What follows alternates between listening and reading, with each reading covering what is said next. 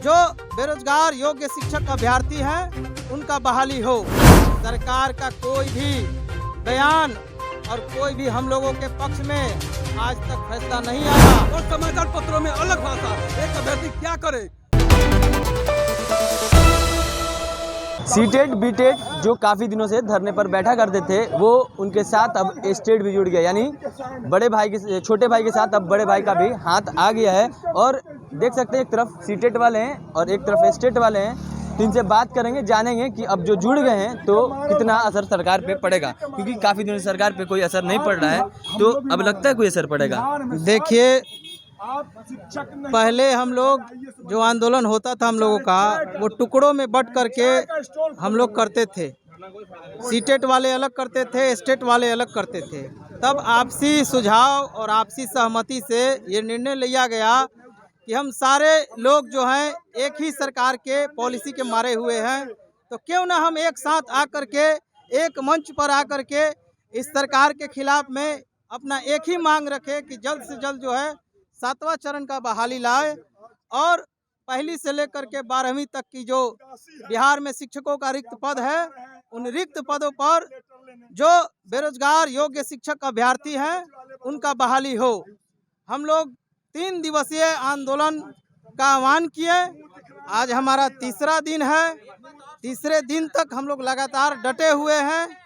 हम लोगों को उम्मीद थी कि सरकार का कोई नुमाइंदा, कोई अधिकारी आएगा हमारे पास, हमारी बातों को सुनेगा, हम लोग अपनी मांगों को उनके पास देंगे। लेकिन ये सरकार की बेरुखी, ये सरकार की हठधर्मिता और ये सरकार की निराश रवैया आज 3 दिनों के बाद भी हमसे न तो कोई अधिकारी वार्ता करने आया और न ही कोई सत्ता पक्ष का नेता वार्ता करने के लिए आया है। जो वर्तमान में सत्ता में हैं वो कल विपक्ष में रहते थे। तब जो उनका राग था, तब जो उनकी भाषा थी वो बदली हुई रहती थी। वो कहते थे कि जब हम सत्ता में आएंगे तो पहली कलम से पहले तुम ही लोगों को रोजगार देंगे, शिक्षक अभ्यर्थियों को ही रोजगार देंगे। लेकिन जैसे ही वो सत्ता में आए, आप देखे होंगे कि डाक बंगला से घेराव से लेकर के गर्दनी बाग से धरना तक इतने सारे आंदोलन हुए। डाक बंगला पर 10,000 अभ्यर्थी जुटे, बहुत से अभ्यर्थियों के सर फटे, हाथ टूटे, लेकिन सरकार का कोई भी बयान और कोई भी हम लोगों के पक्ष में आज तक फैसला नहीं आया। तो हम कल भी ठगे गए थे, हम आज भी ठगे जा रहे हैं। जो हमें कल भी ठगे थे और वो हमें आज भी ठग रहे हैं। सत्ता बदल जाने से सत्ता चलाने वालों का चरित्र और नियत नहीं बदल गया है। हम ये बात सीख गए हैं जरूर। तो हम भी आने वाले बजट सत्र के दरमियान आज से ये घोषणा करते हैं आपके चैनल के माध्यम से कि बजट सत्र के दरमियान हम लोग बजट सत्र चलने नहीं देंगे। पिछले दिनों जो डाक बंगला पर हम लोग 10,000 की संख्या में जुटे थे, इस बार हम लोग 20,000 की संख्या में जुटकर विधानसभा और डाक बंगला का घेराव करके फिर से बजट सत्र और विधानसभा को नहीं चलने देंगे। यही आपके चैनल के माध्यम से हम अपील करते हैं कि जग जाओ सरकार। अब छोटे भाई के साथ बड़े भाई आप आ गए हैं, क्या लगता है अब सरकार आपकी बात सुनेगी?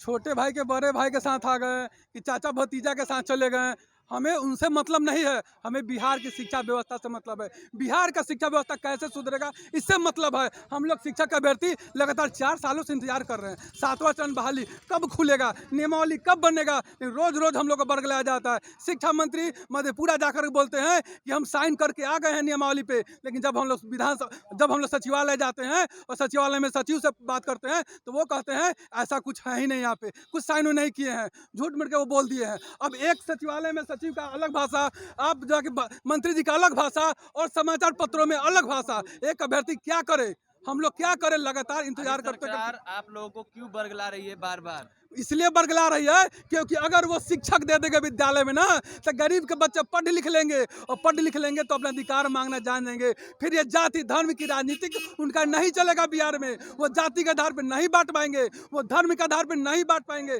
इसलिए वो चाहते हैं कि बिहार के गरीब के बच्चे नहीं पढ़े, कि पढ़ लेंगे तो फिर संविधान को जान लेंगे, फिर अपने अधिकार को जान लेंगे, और इनके चंगुल में नहीं फंसेंगे, ये वोट बैंक की राजनीति में नहीं फंसेंगे। यही मेन मुद्दा है। आज आखिरी दिन है आप लोगों का, इसके बाद क्या करेंगे? आज आखिरी नहीं है, ये आखिरी जिस दिन होगा जब हम लोग विद्यालय में जाएंगे।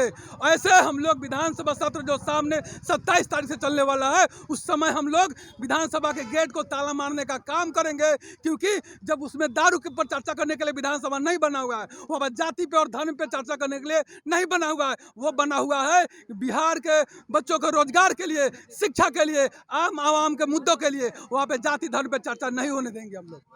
तो आप देख सकते हैं एक 7वां चरण सीटेट, बीटेट और एस्टेट के साथ साथ एक नया बैनर जुड़ गया है, चाय वाला। जी हाँ, चाय वाले से आप अवगत होंगे, क्योंकि इनसे खुद अवनीश कुमार सरन जो हैं वो खुद इनके स्टॉल पे मिलने आए थे, और इनसे बात करेंगे, जानेंगे। आज आप भी इनके साथ जुड़ गए, क्या बात है? बहुत बहुत स्वागत है सबसे पहले इस हमारे हम शिक्षक अभ्यर्थियों का आवाज़ उठाने के लिए। अब मैं तो घर पे था और केवी का प्रिपरेशन कर रहा था। अभी कुछ दिन से स्टॉल भी बंद किया हुआ था। कुछ दिन से स्टॉल भी बंद किया हुआ था, लेकिन हमारे कुछ शिक्षक अभ्यर्थी का विशेष कॉल आया और विशेष आग्रह था कि आप भी हमारे हमारे प्रोटेस्ट में शामिल हों। तो मैं आया हूं, और मैं चाहता हूं कि 7th फेज नोटिफिकेशन रिलीज हो और टीचर सिलेक्शन प्रोसेस जो है उसमें बदलाव हो, एकेडमिक मार्क्स को ख़त्म किया जाए, सीटेट बीटेट एस्टेट के मार्क्स पे बहाली हो। क्या अब आंदोलन के साथ चाय वाला स्टॉल लगेगा? सर स्टॉल तो अभी फ़िलहाल आफ्टर केवी एग्जामिनेशन के बाद ही खुलेगा, और मैं टी स्टॉल लगाने का हमारा मुख्य इंटेंशन चाय का बिजनेस करना नहीं था। हम तो हमारा ध्यान आकृष्ट करना था सरकार का कि टीचर सिलेक्शन प्रोसेस में बदलाव। I am able to teach up to secondary level, और मैं सब दिन पढ़ाता ही रहा हूँ। हम टीचिंग प्रोफेशन से ही जुड़ा हुआ था। After all I named TET qualified चाय वाला, क्योंकि हमारा मेन इंटेंशन था कि हम ध्यान आकृष्ट करें कि टीचर सिलेक्शन प्रोसेस गलत है बिहार में, चाहे प्राइमरी लेवल, मिडिल लेवल या फिर ट्रेंड ग्रेजुएट टीचर का जो भी बहाली हो, सीटेट बीटेट एस्टेट के मार्क्स पे बहाली होनी चाहिए। हमारा यही मुख्य मुद्दा है सर। क्या लगता है बिहार में अब शिक्षा पे ध्यान दिया जाएगा? क्योंकि अब सब लोग साथ आ गए हैं और सब लोग कहीं ना कहीं एक ही मांग कर रहे हैं कि शिक्षा पे ध्यान दें और शिक्षकों की नियुक्ति की जाए। साथ तो आ गए, लेकिन सरकार ना दमनकारी है। सबसे बड़ा सरकार में ताकत अभी है, क्योंकि गोली बंदूक वाला आदमी वहाँ है, हमारे पास कलम है। कलम से क्या करेंगे? धरना पे बैठेंगे ना। साथ तो है, मायूसी का आलम है। मतलब क्या चाहते हैं, आपको भी बंदूक दे दी जाए? नहीं, तो हमको नियुक्ति दीजिए। बंदूक लड़ने के लिए बॉर्डर पे हमारे सिपाही हैं, हम लोग को नौकरी चाहिए। शिक्षक अभ्यर्थी हैं, बिहार के बच्चे को शिक्षा देने के लिए आए हुए हैं। हम लोग चाहते हैं कि 1 to 12 बहाली का डेट जल्द से जल्द निर्धारित किया जाए, अन्यथा हम लोग छोड़ेंगे नहीं। ये 3 दिवसीय धरना था, अब क्या करेंगे? कि आज लास्ट तीसरा दिन है, उसके बाद जा रहे हैं घर उदासी से। क्या करेगा शिक्षक अभ्यर्थी? धरने न देगा? धरना देते देते मर जाएंगे, लेकिन बजट सत्र में मरने से पहले ताला बंद कर देंगे। देखिए सर, आप जो कह रहे हैं ना कि ये अंतिम दिन है हमारा, आज तीसरा दिन है, तो आज समाप्त कर, हम लोग धारणा उड़ना कोई समाप्त नहीं कर रहे हैं। हम लोग धारणा कंटिन्यू कर रहे हैं। आज यहाँ सड़क पे आके कर रहे हैं, कल सोशल मीडिया से कर रहे होंगे, लेकिन धारणा हमेशा चलेगा तब तक जब तक कि हम लोग को नियुक्ति नहीं मिल जाए। और दूसरी बात, आपने कहा कि हम सरकार से कैसे और लड़ेंगे। आने दीजिए विधानसभा का सत्र, गोली खाने के लिए सीना तैयार रखे और पीठ तैयार रखे हैं लाठी खाने के लिए, भागने वाले नहीं है। विधानसभा में ताला नहीं जड़ दिए तो आप कहिएगा आने वाले समय को ऐसी सरकार या तो नियुक्ति देगी या तो गोली देगी, और कोई दूसरा रास्ता नहीं छोड़ेंगे। सरकार को घिना देंगे, रोड पे घिना देंगे।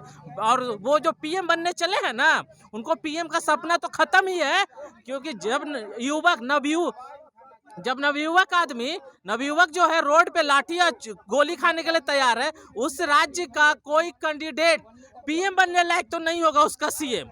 उस लोग पूरी तैयारी में इस बार हाँ, हम विधानसभा लाठी घेरना भी है। खाएंगे और गोली भी खाएंगे, लेकिन आप पीएम कैसे बन जाएंगे ये भी देख लेंगे। यदि हमारी नियुक्ति पक्की नहीं की इधर 4 से 10 दिन के अंदर, तो हम लोग लाठी और गोली दोनों खा लेंगे, लेकिन हटने वाले और डिगने वाले नहीं है। ये हमारा आंदोलन खत्म नहीं हुआ, आंदोलन जारी है।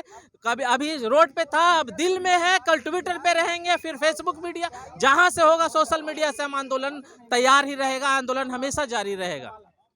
तो ये सीटेट, एस्टेट और बीटेट के अभ्यर्थी हैं जिनका साफ तौर पे कहना है कि ये आंदोलन खत्म नहीं कर रहे हैं, ये आंदोलन की शुरुआत है और ये विधानसभा से लेकर हर जगह ताला जड़ने का काम करेंगे जहां से इनको नियुक्ति मिलेगी। और भी क्या कुछ कर रहे थे यहाँ पे सीटेट, बीटेट और एस्टेट अभ्यर्थी आपने सुना। ऐसे ही तमाम अपडेट्स खबरों के लिए जुड़े रहे हमारे चैनल इनसाइड के साथ। तब तक के लिए धन्यवाद।